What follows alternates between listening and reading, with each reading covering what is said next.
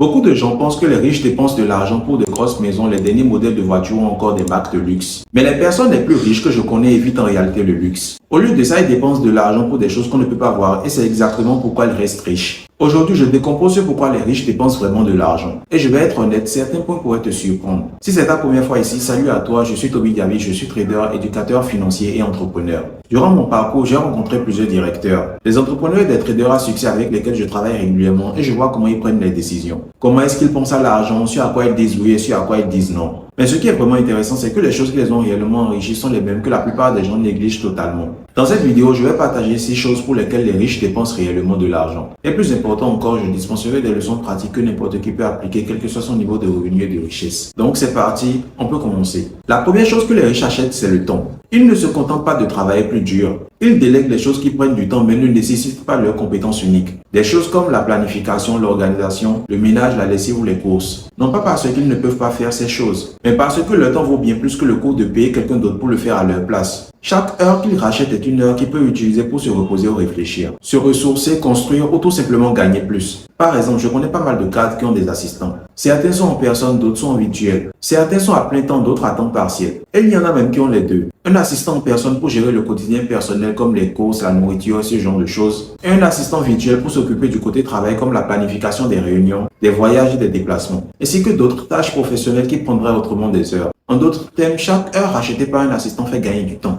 Elle crée plus d'impact et plus de revenus. Maintenant, engager de l'aide n'est pas moins cher. Ça peut coûter pas mal d'argent de prendre des assistants. Et certains assistants expérimentés coûtent en moyenne plus cher. Mais le véritable avantage n'est pas seulement le temps gagné, c'est surtout l'espace mental. Bien que je ne dise pas que chacun d'entre nous devrait tout de suite aller embaucher des assistants à temps plein pour commencer, il y a beaucoup de choses que tu peux faire pour acheter ton temps même avec un budget ordinaire. Tu n'as pas besoin de tout remplacer d'un coup. Commence par les tâches qui dévorent la majeure partie de ton temps hebdomadaire. Ça peut être le nettoyage de la maison, la cuisine ou la lessive selon ta situation. Parce que chaque heure que tu libères est une heure que tu peux utiliser pour passer du temps avec ta famille, te ressourcer, te reposer ou travailler sur tes objectifs. Une autre chose que les riches font, c'est qu'ils dépensent de l'argent pour des conseillers ou des experts. Ce sont des spécialistes qui peuvent protéger leur argent, le faire fructifier et leur éviter des erreurs coûteuses. Je parle des stratèges fiscaux, d'avocats en organisation de succession et des conseils juridiques et commerciaux. Les riches les utilisent parce qu'ils comprennent que parfois, éviter une erreur est souvent plus précieux que de gagner de l'argent. Car un mauvais mouvement fiscal, contrat ou partenariat peut les plonger dans de sérieux ennuis et anéantir des années de travail acharné.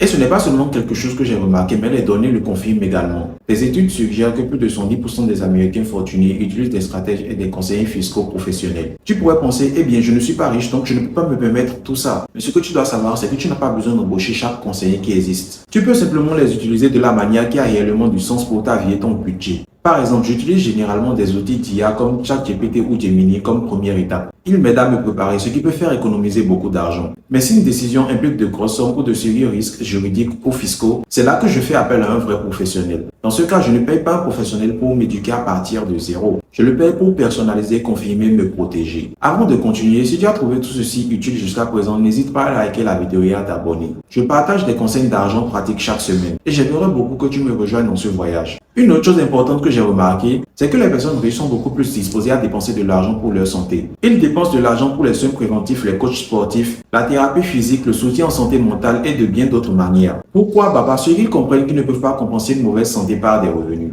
Quand leur énergie chute, leurs revenus suivent généralement. Maintenant, la leçon pour toi et moi n'est pas seulement de dépenser plus d'argent pour sa santé, c'est d'investir intelligemment dans la santé plus tôt. Par exemple, au lieu d'attendre que quelque chose fasse mal, tu fais un bilan physique annuel et des analyses de sang de base pour que de petits problèmes ne se transforment en de plus gros problèmes plus tard. Ou au lieu de courir après des tendances de bien-être coûteuses, tu investis dans le sommeil comme une heure de coucher fixe en éteignant ton téléphone avant de dormir. Ce sont tous des changements à faible coût qui peuvent apporter de grands retours. Voilà maintenant le secret suivant. La plupart des gens les plus riches investissent aussi en eux-mêmes, leurs propres compétences et leurs capacités qui peuvent multiplier leurs revenus encore et encore. La plupart des adultes ne peuvent pas ou ne veulent pas accorder du temps à l'apprentissage d'une nouvelle compétence. Mais si par exemple tu as une entreprise en Chine, ou si tu as des collaborateurs très importants en Italie, parler directement le mandarin ou l'italien te permettra d'instaurer la confiance avec tes collaborateurs et de diriger ton entreprise sans la barrière de la langue. Donc apprendre ces langues ne serait pas un coût mais un investissement qui t'aiderait à décrocher de meilleurs clients, à diriger de plus grandes équipes et à créer plus d'opportunités à long terme. Ces petits détails ont l'air anodins mais parfois peuvent faire toute la différence. Et c'est quelque chose que la plupart des gens ne font pas régulièrement. Ils n'investissent pas en eux-mêmes avec l'avenir à l'esprit. Bien que la langue ne soit qu'un exemple,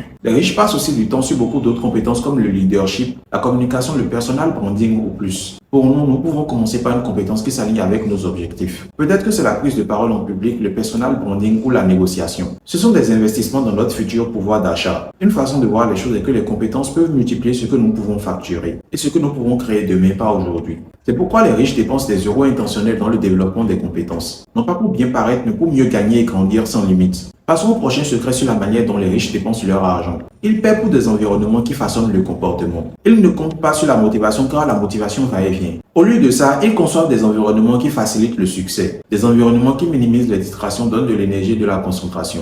Pour toi et moi, nous pouvons adapter des petits changements comme ranger le bureau, installer un poste de travail à domicile dans un coin calme, porter des écouteurs à réduction de bruit ou simplement ajouter une chaise confortable. Ça n'a l'air de rien, mais ça peut considérablement augmenter la concentration et la productivité. Enfin, une autre façon dont les riches dépensent de l'argent est de payer pour être dans les bons cercles. Ils investissent dans les réseaux et l'accès premium.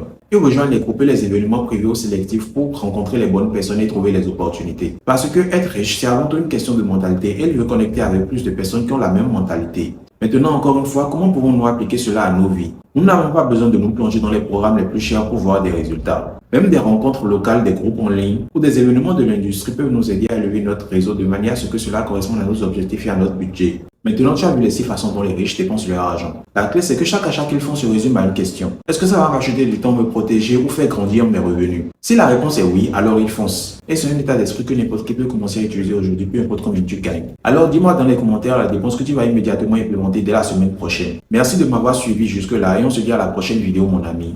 Peace.